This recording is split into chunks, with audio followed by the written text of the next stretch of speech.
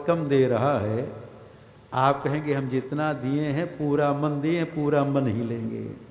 उसी प्रकार भगवान भी हमारा आपका पूरा मन चाहते हैं। हमारे गुरुदेव भगवान कहा करते थे, 3 वस्तु सबके पास में है, तन, धन और मन, सबके पास में है, चाहे हम हो चाहे आप हो।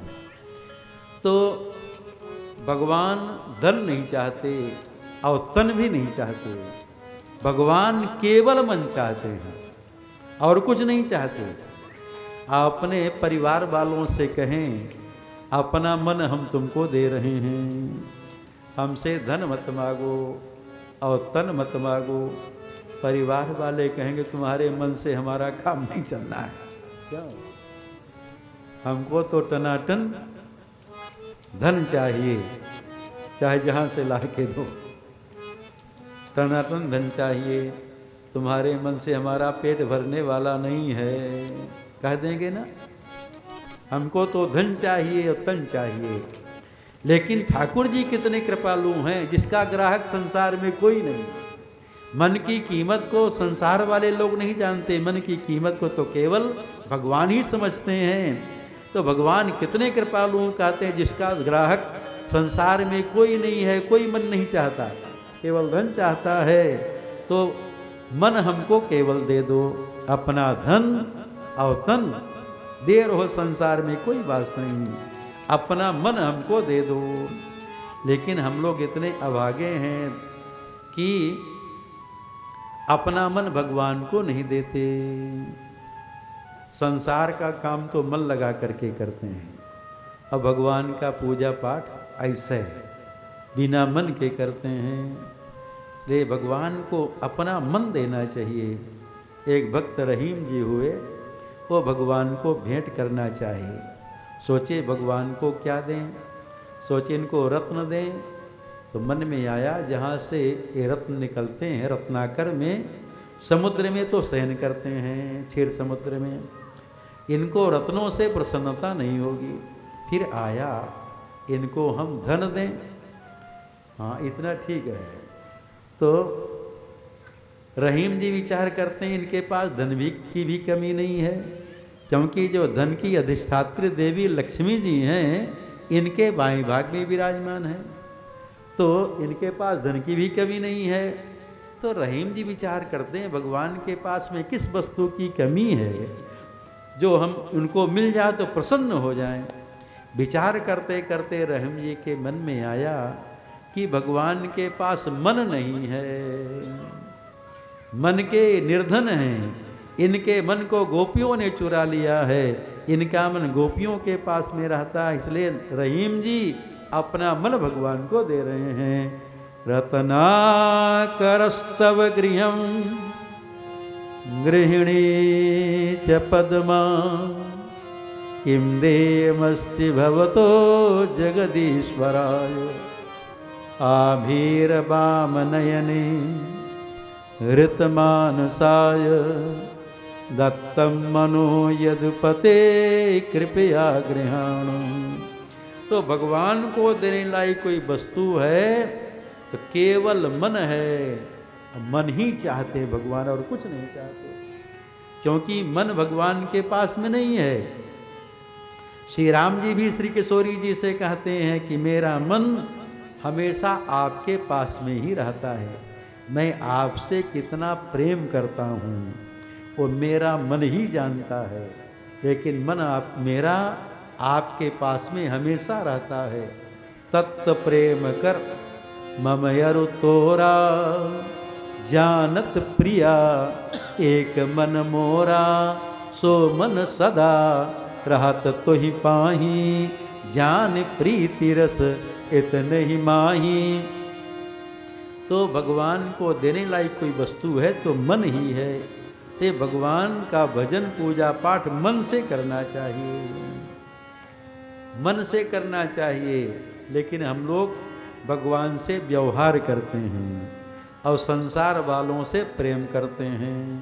संसार का काम तो मन लगा करके करते हैं, और कहता लोग पूजा पाठ में मन ही नहीं लगता, महाराज क्या करें, मन ही नहीं लगता। जिसमें बहुत बड़ा परिश्रम है, पसीना आ जाए घर का काम करने, उसमें मन लग जाता है। और जिसमें कुछ परिश्रम नहीं है, राम ही राम करना है, तो उसने नहीं कर पाता। से मन लगाना चाहिए। देखो मन कब लगता है, जहाँ भय होता है कि हम काम को नहीं करेंगे तो काम हमारा बिगड़ जाएगा। घर का काम नहीं करेंगे तो काम बिगड़ जाएगा, वहाँ मन लगा करके करते हैं। इस बात का हमको डर नहीं कि यदि हम भगवान का भजन नहीं करें तो पता नहीं कितना बिगड़ जाएगा। प्रमोशन होते होते हम कहाँ पहुँच गए, कहाँ से कहाँ आ गए। मनुष्य शरीर मिल गया आचार्य जी। मनुष्य शरीर जो है ये मोक्ष का दरवाजा है, एकदम हम मोक्ष के दरवाजे पर पहुँच गए। इतना प्रमोशन हो गया, उन्नति हो गई हमारी आपकी। अब थोड़ा भजन कर ले तो एकदम भगवान के महल में पहुंच जाएंगे, वैकुंठ में चले जाएंगे, साकेत धाम में अंदर प्रवेश मिल जाएगा। और नहीं किए भजन तो फिर आके हुई 84 लाख योनि में जाना पड़ेगा, फिर वहीं से शुरू करना पड़ेगा। तो कितनी बड़ी हानि हो जाएगी। यदि भगवान का भजन नहीं किए तो कितनी बड़ी हानि हो जाएगी। इतना अब सब प्रमोशन चाहता महाराज, सब आगे बढ़ना चाहता है, तो नहीं भजन करेंगे तो एकदम डिमोशन हो जाएगा, एकदम नीचे गिर जाएंगे। इस बात का जब डर होगा तब भगवान के पूजा पाठ में भजन में मन लगेगा, और नहीं तो मन नहीं लगेगा। डरते रहे जिंदगी बेकार ना हो जाए, सपने में किसी जीव का अपकार ना हो जाए, से डरते रहना चाहिए।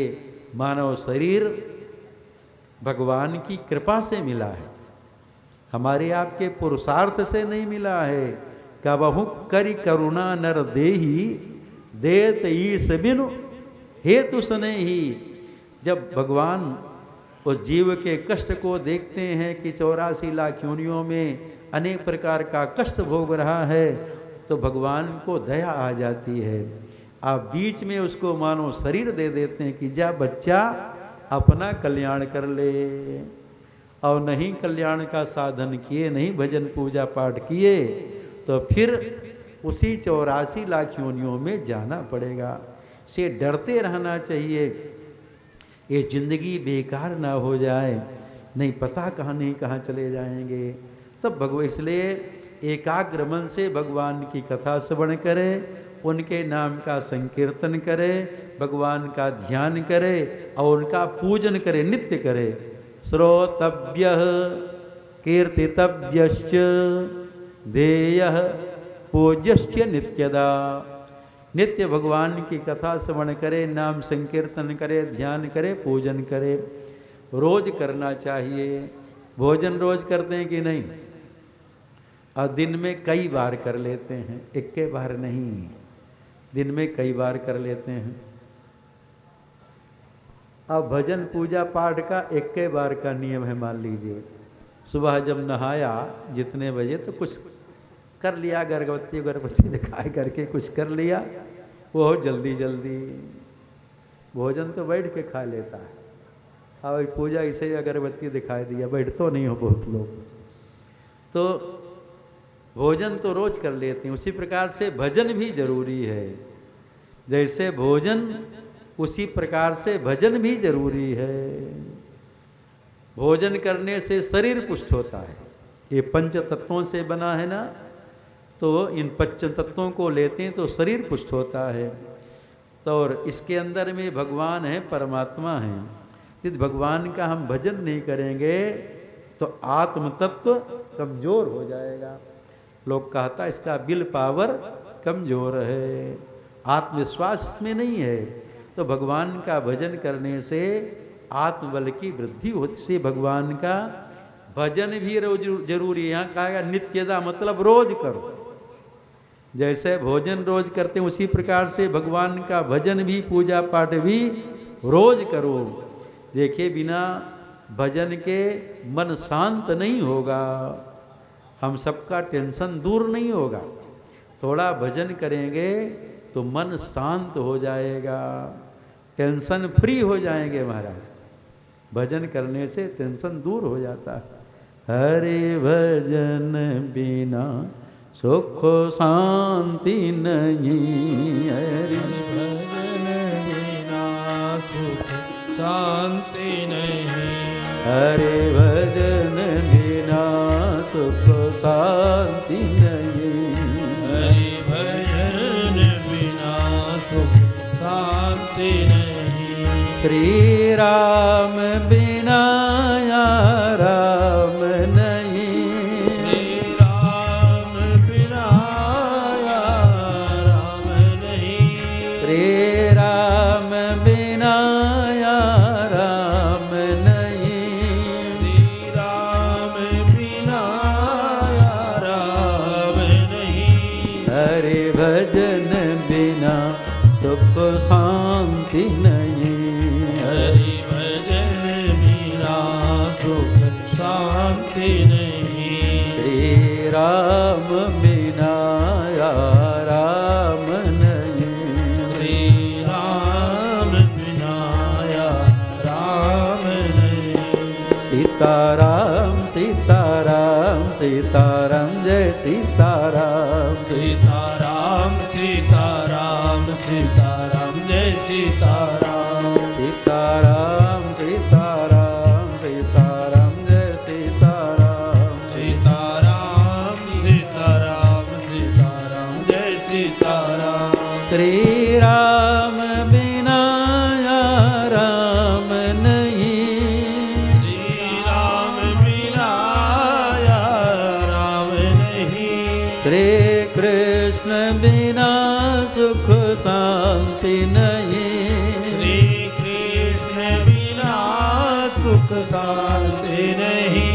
सीताराम सीताराम सीताराम जय सीताराम। सीताराम सीताराम सीताराम जय सीताराम। सीताराम सीताराम सीताराम जय सीताराम। सीताराम सीताराम सीताराम जय सीताराम।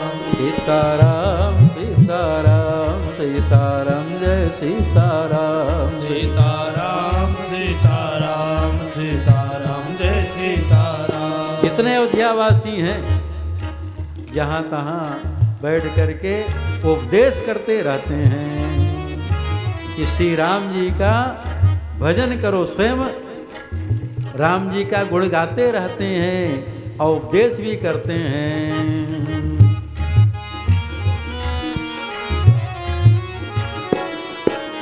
जहाँ तहाँ नर रघुपति गुण गावनी।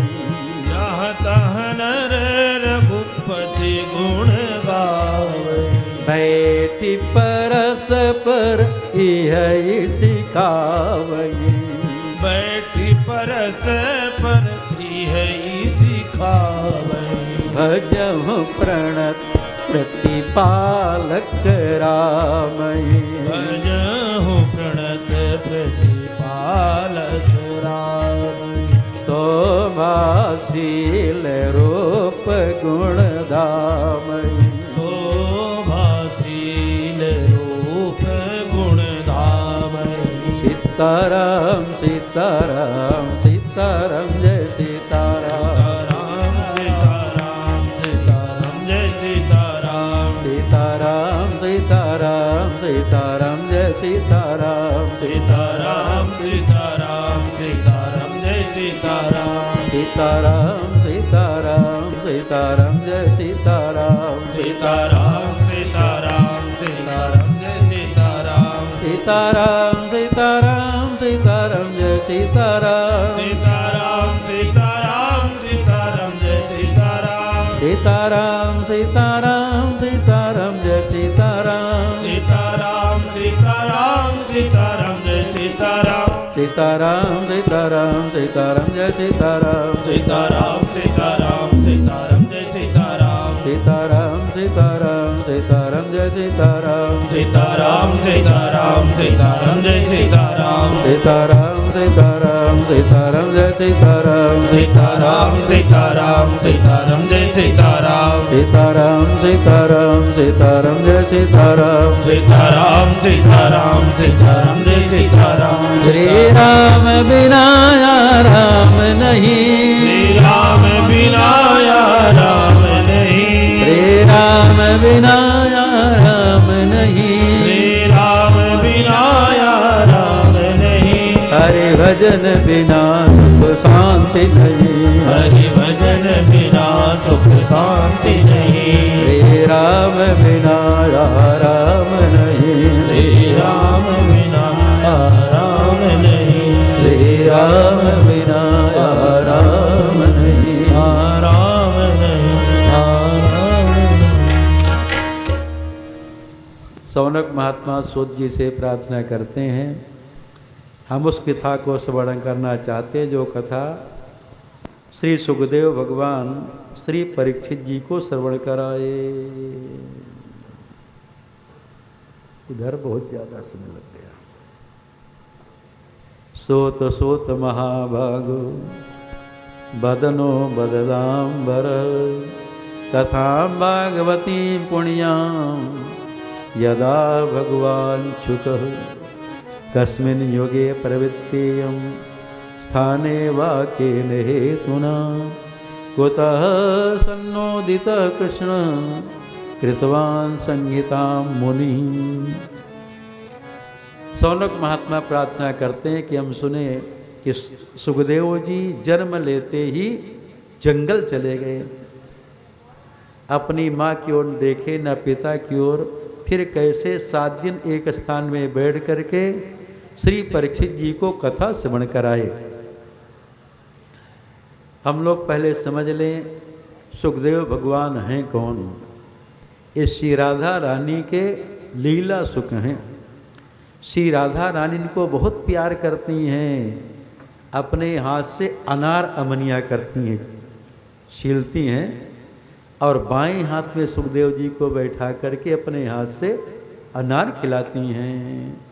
क्रीड़ा सुको श्री वृषभानुजाया पवित्र चंचुम प्रिय चुंबनेनो एकांत को नन्य रहस्य पाठी मुकुंद प्रासाद सदा निवासी।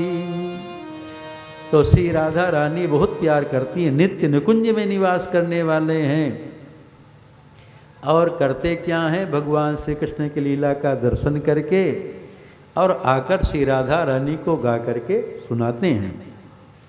एक दिन भगवान श्री कृष्ण सुखदेव से कहते हैं देखो सुख, यहाँ तो तुम मेरी लीला का गान कर रहे हो, मेरी इच्छा है कि तुम पृथ्वी में जाओ और वहाँ पृथ्वी के मानवों को मेरी लीला सुनाओ, कथा सुनाओ। जब मेरे चित्र को श्रवण करेंगे तो मुझको प्राप्त कर लेंगे, उनका कल्याण होगा। सुखदेव जी प्रार्थना करते हैं प्रभु रहने दीजिए, यहाँ हम गोलोक धाम में हैं, 2-4 माला जप भी लेते हैं, आपका गुणगान भी कर लेते हैं। वहाँ तो पृथ्वी में माया का प्राबल्य है, माया अपने चक्कर में हमको लपेट लेगी। भगवान कहते हैं देखो सुखदेव, मैं तुमको आशीर्वाद दे रहा हूँ, मेरे आशीर्वाद से तुम माया के चक्कर में नहीं पड़ोगे।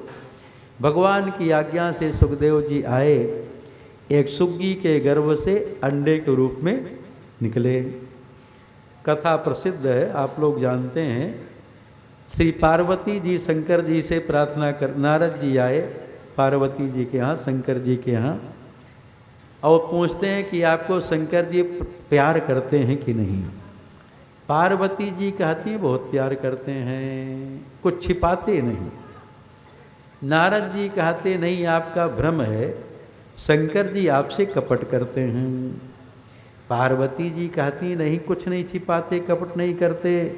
सपने में जब राम जी का दर्शन होता तो राम जी के दर्शन के सपने वाली बात भी बता देते हैं। पार्वती जी कहती कुछ नहीं छिपाते, कपट नहीं करते। तो नारद जी कहते नहीं छिपाते, तो आप बताइए भगवान शंकर जी जो मुंडों की माला धारण किए हैं, किनके मुंडों की माला है?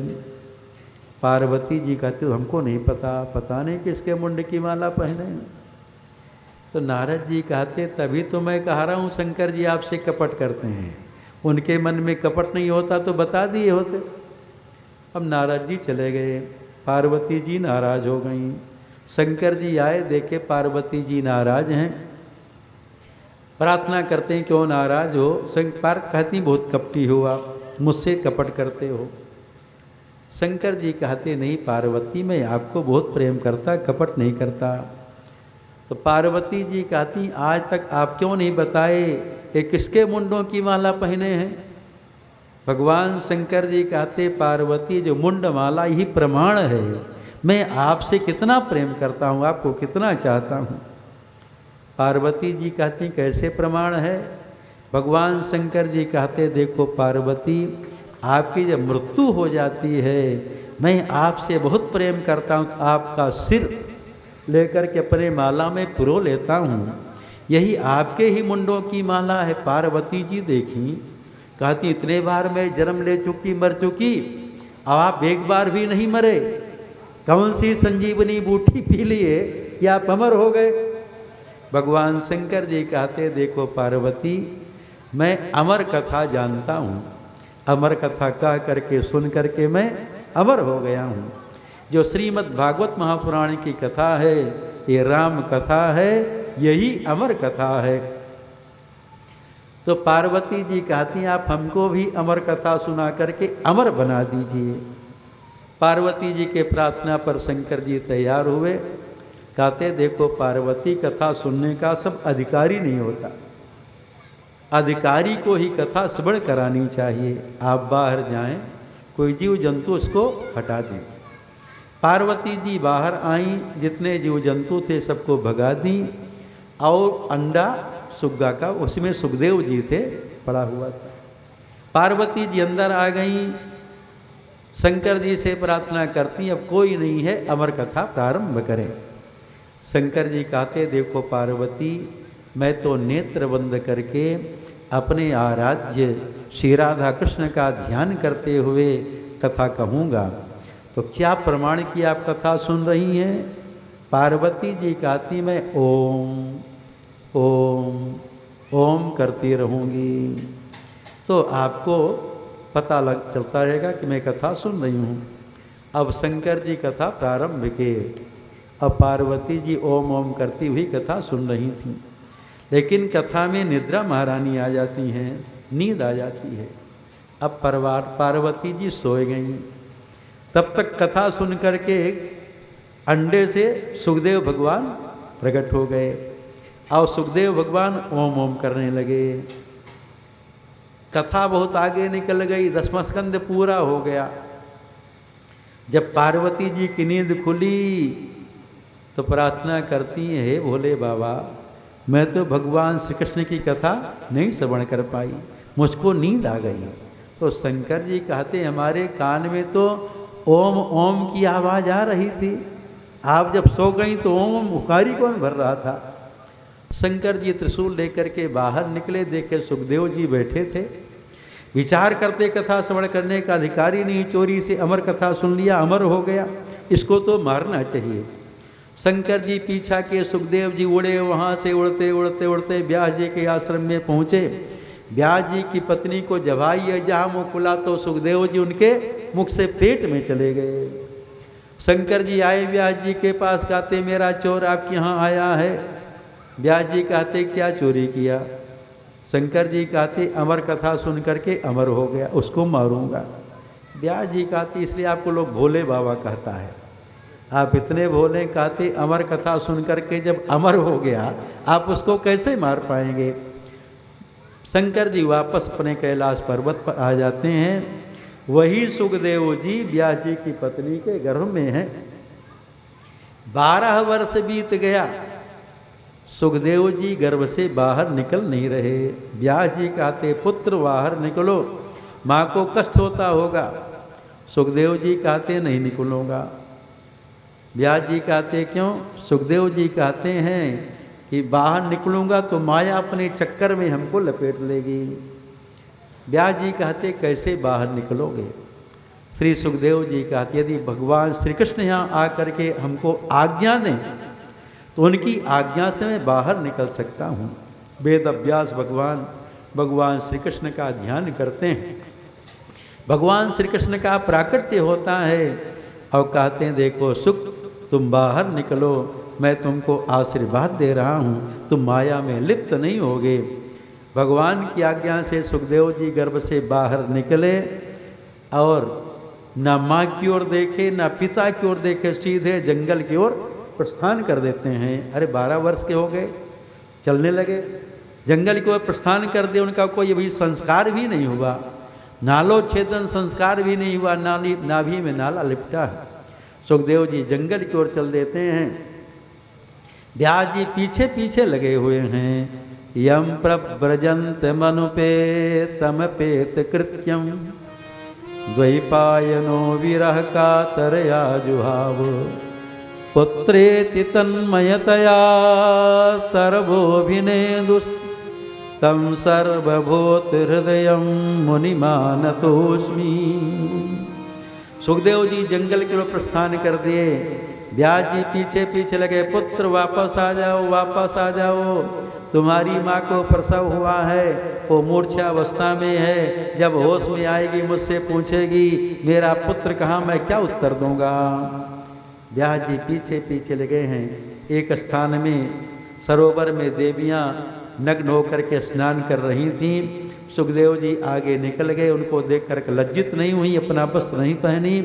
लेकिन जब बूढ़े व्यास जी वहाँ पहुँचे, उनको देख करके अप्सराएं अपना वस्त्र पहनने लगीं, तो व्यास जी उनसे कहते हैं इस रास्ते से मेरा जवान पुत्र निकल गया, उसको देखकर लज्जित नहीं हुई, मैं तो बूढ़ा हूँ, मुझको देख करके शर्मा रही हो। वो सब देवियाँ कहती हैं कि व्यास जी आपका पुत्र इस रास्ते से निकला, उसको संसार का ज्ञान ही नहीं है, कौन स्त्री है कौन पुरुष है इसका उसको ज्ञान नहीं है। उनके नेत्रों में तो भगवान श्री राधा कृष्ण बसे हुए हैं, वो सारे संसार को भगवान में देखते हैं। सिया राम में सब जग जानी, करो प्रणाम जोर जुग पानी। और आपको तो सबका ज्ञान है, इसलिए आपको देखकर मैं लज्जित हो गई। सुखदेव जी सर्वभूत हृदय हैं, तम सर्वभूत हृदयम मुनिमान मतोस्मी। सुखदेव जी की आत्मा वृक्षों में पुष्ट कर गई। देखिए ये सुखदेव जी साधारण नहीं, साक्षात भगवान श्री कृष्ण ही अपनी लीला का कथा का प्रचार करने के लिए सुखदेव जी के रूप में अवतार लिए हैं, प्रकट हुए हैं। देखिए भगवान का चरित्र का लेखन भी भगवान ही करेंगे और गायन भी प्रचार भी भगवान भी करेंगे। लेखन करने वाले वेद अभ्यास भगवान 24 अवतारों में, और जो गाने वाले सुखदेव भगवान, वो भी से सुखदेव जी को कहा गया तम सर्वभूत हृदयम, संसार के सभी प्राणियों के हृदय में निवास करने वाले भगवान ही तो निवास कर सकते हैं, जो कोई साधारण जीव निवास नहीं कर सकता। ये साक्षात भगवान श्री कृष्ण ही सुखदेव के रूप में आए हैं। सुखदेव जी की आत्मा वृक्षों में पुष्ट कर गई। वृक्ष बोल पड़ते हैं, तरवो भी ने वृक्ष बोल पड़ते हैं कि व्यास जी आप तो भगवान के ज्ञानावतार हैं और इतने बड़े ज्ञानी हो करके बेटे के पीछे पीछे लगे हैं, इतनी ममता ही आपकी, इतना मोह है आपका, आपसे अच्छे तो हम हैं। हम वर्ष में अनेक पुत्रों को उत्पन्न करते हैं, जो फल है ये तो वृक्ष का पुत्र है, और लोग तोड़ के ले जाता है, डंडा से पीट के भी ले जाता, हम लोग कभी रोते नहीं हैं। जब ऐसा वृक्ष बोले तब वेद व्यास जी वापस आ जाते हैं। यम प्रव्रजंत मनुपेतमपेत कृत्यम द्वैपायनो विरह कातरया जुहावो पुत्रेति तन्मयतया तरवोभिनेदुस्तं सर्वभूत हृदयं मुनिमानतोस्मि।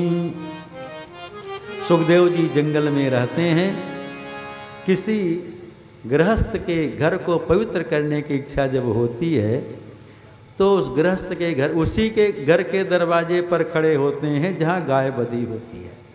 सबके दरवाजे पर नहीं जाते, जिसके दरवाजे पर गाय बंधी, भैंसी बंधी हो तो नहीं जाते। हाँ, अरे गाय घर होना चाहिए, गाय घर में है तो सारा घर पवित्र होता महाराज। हाँ, गाय पूरे घर को पवित्र कर देती है। अब भैंसियाँ थोड़ी पवित्र करेगी, भले भैंसी ज़्यादा दूध दे।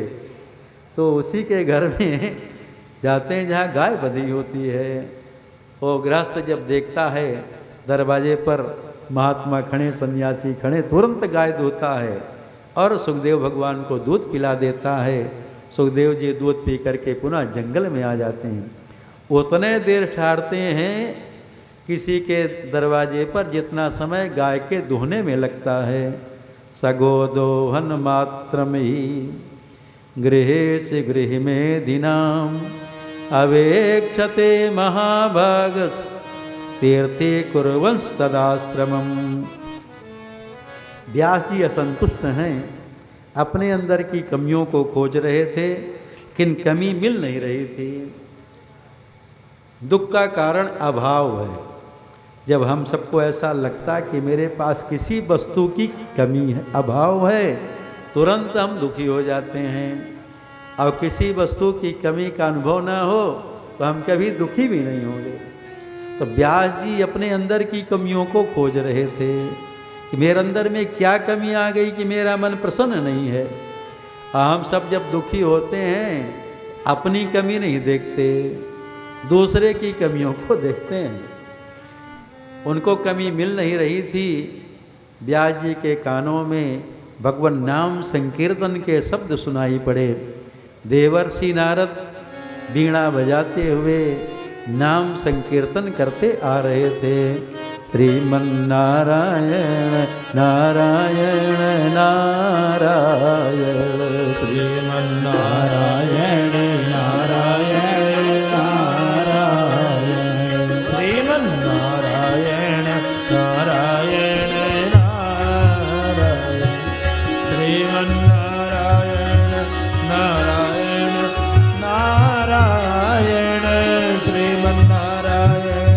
नारायण नारायण, श्रीमन्नारायण नारायण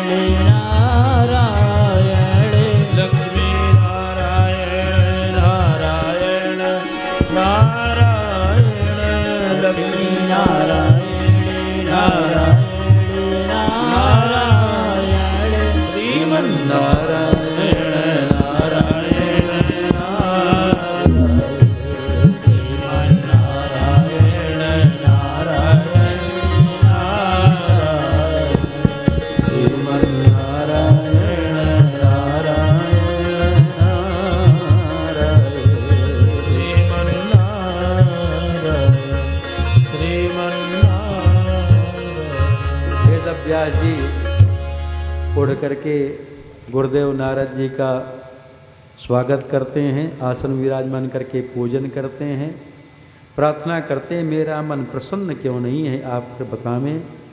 स्नातस्य में न्यूनमलम विचक्षु, मेरे अंदर की कमी आप बतावें।